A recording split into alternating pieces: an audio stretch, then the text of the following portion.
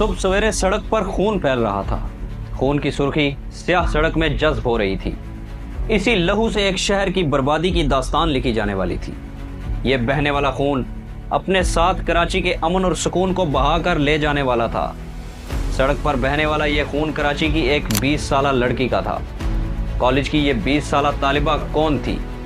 اس کی موت نے کس طرح کراچی کو ہمیشہ کے لیے بدل کر رکھ دیا؟ اس موت نے کراچی کو کس طرح لسانی فسادات کی طرف دھکیل دیا؟ اس ایک روڈ ایکسیڈنٹ نے کس طرح کراچی کو ایک نیا لیڈر اور ایک نئی سیاسی جماعت دی؟ یہ سب تفصیل سے آپ کو بتائیں گے ہسٹری ہنٹر کی اس ویڈیو میں. 80 کی دہائی تک کراچی ایک ملٹی ایتھنک سٹی بن چکا تھا. ملک بھر سے لوگ روزگار کے لیے کراچی آئے، لیکن سب سے زیادہ تعداد میں جس قوم نے کراچی کا رخ کیا وہ تھے پشتون. کراچی میں پشتونوں کی آمد کا سلسلہ ایوب خان کے دور سے شروع ہوا اور افغان جنگ کے دوران اپنے پیک پر پہنچ گیا. کراچی پھیل رہا تھا، آبادی بڑھ رہی تھی اور اس آبادی کے بڑے حصے کو سفر کے لیے پبلک ٹرانسپورٹ کا استعمال کرنا پڑتا تھا. اس وقت تک پبلک ٹرانسپورٹ کا 90% سے زیادہ کنٹرول پشتون ٹرانسپورٹرز کے ہاتھ میں آ چکا تھا. ٹرانسپورٹرز نے اپنی ایک مضبوط یونین بھی بنا لی تھی. زیادہ پیسہ کمانے کی غرض سے بسوں اور ویگنوں میں جگہ سے زیادہ سواریوں کو بھیڑوں اور بکریوں کی طرح ٹھوسا جانے لگا. ڈرائیورز اور کنڈکٹرز کا سواریوں کے ساتھ جھگڑا اور بدتمیزی روزانہ کا معمول بن چکا تھا. کالجز اور یونیورسٹیز کی بچیاں اور نوکری پیشہ خواتین بھی روزانہ ان بسز میں سفر کرتی تھی. زیادہ پیسہ کمانے کے لالچ میں جب یہ ڈرائیورز مرد پیسنجرز کو خواتین والی سائیڈ میں گھسا دیتے تو خواتین کے احتجاج کرنے پر ان سے بدتمیزی کرنا بھی عام بات تھی. اگلے سٹاپ پر جلدی پہنچنے کے چکر میں یہ گاڑیاں انتہائی تیز رفتاری سے چلائی جاتی اور روزانہ کی بنیاد پر ایکسیڈنٹس ہوتے. ان گاڑیوں کے ڈرائیورز اور کنڈکٹرز پشتون تھے اور ان میں سفر کرنے والے لوگ اردو سپیکنگ مہاجر تھے. ٹرانسپورٹرز کا برا رویہ، بسز کی تیز رفتاری اور حادثات کی وجہ سے مقامی اردو سپیکنگ کمیونٹی کے اندر غصہ پل رہا تھا.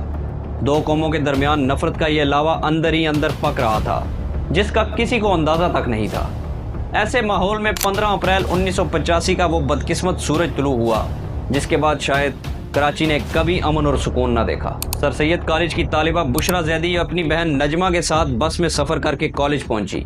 جس بس میں بشرا سوار تھی اس بس ڈرائیور نے ایک اور منی بس کے ساتھ ریس لگا رکھی تھی.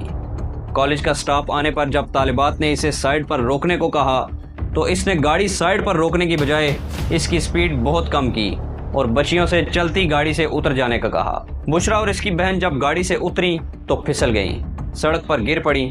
ایسے میں پیچھے سے آنے والی ایک منی بس نے بشرا زیدی کو کچل ڈالا. بشرا کی بڑی بہن نجمہ کی بھی دونوں ٹانگیں بس کے نیچے آ کر ٹوٹ گئیں. بس ڈرائیور موقع سے فرار ہو گیا.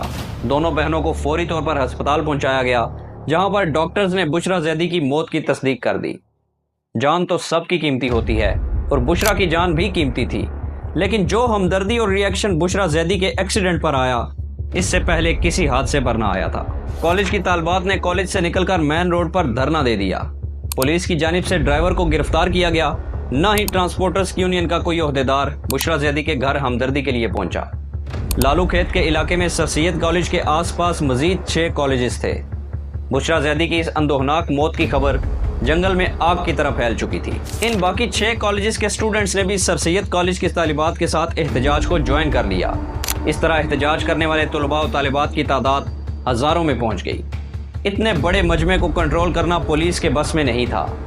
اس وقت تک اس احتجاج کو صرف اسٹوڈنٹس کا احتجاج سمجھا جا رہا تھا، لیکن شاید کسی کو اندازہ نہیں تھا کہ یہ ایک احتجاج کئی دہائیوں سے دلوں میں پل رہی نفرت کو سامنے لے آئے گا اور اس نفرت کی آگ میں پورا شہر جلے گا. اسٹوڈنٹس کے مطالبے کے باوجود جب ڈرائیور کو گرفتار نہ کیا گیا تو مشتعل طلباء نے اپنی توپوں کا رخ ٹرانسپورٹرز کی جانب کر دیا. احتجاج کرنے والوں نے گاڑیوں پر پتھراؤ شروع کر دیا. بسوں، ویگنوں، ٹیکسی اور رکشوں پر شدید پتھراؤ کیا جانے لگا. دکاندار اپنی دکانیں بند کر کے نکلنے لگے. ایسے میں کسی نے ایک منی بس کو آگ لگا دی. پھر کیا تھا، ایک بس جلی تو اس کے بعد سڑک پر کوئی بس، ٹیکسی، رکشہ محفوظ نہ رہا. حالات کو کنٹرول کرنے کے لیے پولیس آئی تو آتے ہی مظاہرین پر فائرنگ کر دی. آنسو گیس کے ہزاروں شیلز فائر کیے گئے، لیکن مظاہرین کا غصہ تھمنے کا نام نہیں لے رہا تھا. پولیس مظاہرین کو گرفتار کرنے کے لیے گلی محلوں تک میں گھس گئی اور طاقت کا خوب استعمال کیا. اس طاقت کے استعمال نے پوری مہاجر کمیونٹی کو مشتعل کر دیا. گولی مار سے اورنگی ٹاؤن تک کے علاقے میں پبلک ٹرانسپورٹ کو منظم انداز میں نشانہ بنایا جانے لگا۔ سینکڑوں بسز، گاڑیاں اور رکشے جلا دیے گئے۔ جواب میں پشتون ٹرانسپورٹرز نے بھی منظم حملے شروع کر دیے۔ اس طرح ایک کالج سے شروع ہونے والا احتجاج ایک بڑے لسانی فساد میں تبدیل ہو گیا۔ مقامی مہاجر کمیونٹی اور پشتونوں کے درمیان جنگ کا ماحول بن گیا۔ سنی سنائی باتوں پر افواہوں کا بازار گرم ہونے لگا اور چھوٹے چھوٹے حملوں سے بات ہلاکتوں تک پہنچ گئی۔ گرو مندر، لسبیلا، پاک کالونی اور پٹیل پاڑا کے علاقے میدان جنگ کا منظر پیش کرنے لگے۔ اسلحے کا آزادانہ استعمال کیا جانے لگا اور گولیاں ایسی چلیں کہ کراچی والوں نے گولیوں کی ایسی تڑتڑاہٹ اس سے پہلے کبھی نہ سنی تھی۔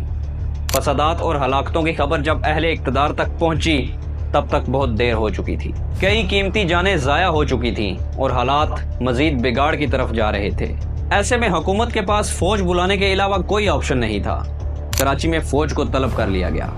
فوج نے سہراب گوٹ اور صدر سمیت کئی علاقوں میں کرفیو لگا دیا، لیکن اس کے باوجود حالات ٹھیک ہونے کی بجائے مزید خراب ہونا شروع ہو گئے۔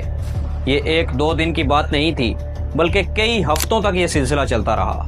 اخبارات کے مطابق کئی ہفتے جاری رہنے والے لسانی فسادات میں 200 افراد ہلاک ہوئے، لیکن اصل تعداد اس سے کئی گنا زیادہ تھی۔ اس دور میں پوسٹ مارٹم کی سہولت صرف سول اسپتال میں تھی۔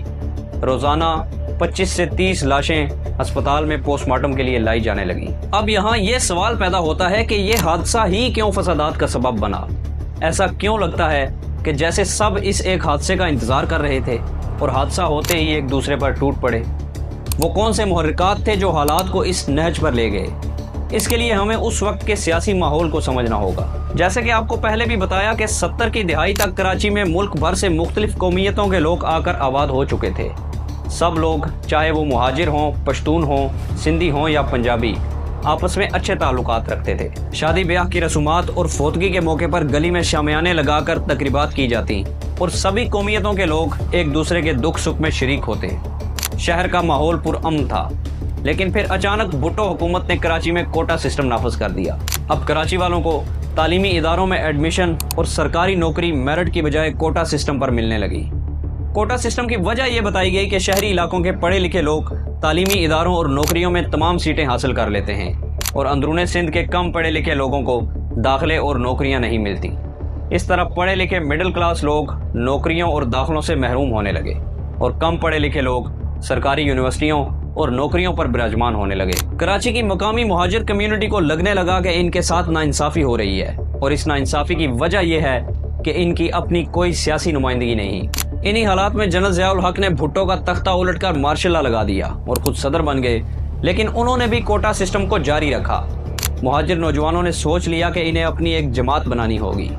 کراچی یونیورسٹی کے کچھ اسٹوڈنٹس نے مل کر آل پاکستان مہاجر اسٹوڈنٹ آرگنائزیشن یعنی APMSO کی بنیاد رکھی، اور ان کے لیڈر بن کر سامنے آئے الطاف حسین۔ مہاجر اسٹوڈنٹس میں غصہ تھا، محرومی تھی، اور ان کی محرومی اور غصے کو الطاف حسین نہایت پرکشش اور جذباتی تقریروں میں بیان کرنے لگے۔ دیکھتے ہی دیکھتے APMSO کراچی کے تمام تعلیمی اداروں میں پھیل گئی۔ الطاف حسین کی شخصیت نے مہاجر نوجوانوں کو اپنے سحر میں جکڑ لیا، اور صرف 6 سال بعد 1984 میں APMSO نے باقاعدہ سیاسی جماعت کی شکل اختیار کر لی۔ اس جماعت کا نام رکھا گیا مہاجر قومی موومنٹ یعنی MQM۔ مہاجر کمیونٹی کے لوگ پشتون ٹرانسپورٹرز کی بدماشی اور بدتمیزی کی وجہ سے پشتونوں سے بھی ناراض تھے اور کوٹا سسٹم کی وجہ سے سندھیوں سے بھی، لہٰذا MQM کے میدان میں آتے ہی لوگوں نے دھڑا دھڑ اس جماعت کو جوائن کرنا شروع کر دیا، اور یہ جماعت کراچی کے مڈل کلاس کی جماعت بن گئی۔ جنرل ضیاء الحق نے بھی MQM کی مقبولیت کو اپنے حق میں استعمال کیا۔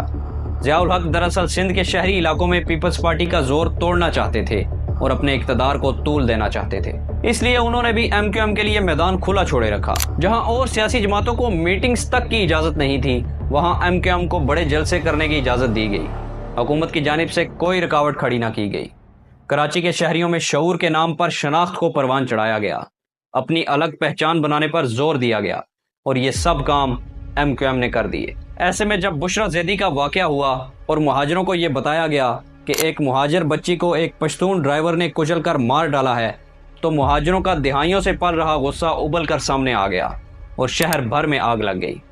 فسادات میں تو مہاجر اور پشتون دونوں ہی مارے گئے، لیکن MQM نے مہاجر کمیونٹی کی نمائندگی کی اور قتل و غارت پر خوب واویلا بھی کیا۔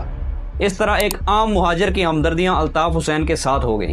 8 अगस्त 1986 को कराची के निश्तर पार्क में जब MQM ने जलसा किया तो अवाम का एक सैलाब उमड़ आया। कराची वालों को मंजिल तो कभी ना मिली, लेकिन अल्ताफ हुसैन की सूरत में एक रहनुमा मिल गया। अल्ताफ हुसैन तकरीर के खूब माहिर थे और अपनी तकरीरों में मुहाजिर कम्युनिटी की महरूमियों का जिक्र करते उन्होंने एक आम मुहाजिर को अपना दीवाना बना लिया। 1987 के बल्दियाती इंतखाब हुए तो नताइज देखकर सबकी आंखें खुली की खुली रह गईं। अल्ताफ हुसैन की MQM ने कराची और हैदराबाद की सारी सीट्स जीत ली थी और इस तरह मुल्की सियासत पर भी MQM बराह रास्त असरअंदाज होने लगी। इसके बाद अल्ताफ हुसैन और MQM को कराची में वो अरूज मिला कि शायद ही किसी और जमात या किसी लीडर को मिला हो। MQM हमेशा के लिए कराची की एक बड़ी ताकत बन गई। इसके बाद आने वाले सालों में कई मरतबा MQM के खिलाफ ऑपरेशन भी किए गए, कराची में लसानी फसादात भी हुए और आज भी हालात कुछ अच्छे नहीं हैं। हम यूँ कह सकते हैं कि बुशरा ज़ैदी की हादसाती मौत ने कराची को MQM की सूरत में एक नई जमात दी, अल्ताफ हुसैन की सूरत में एक नया लीडर दिया और कराची कभी भी पहले जैसा पुरअमन नहीं रहा।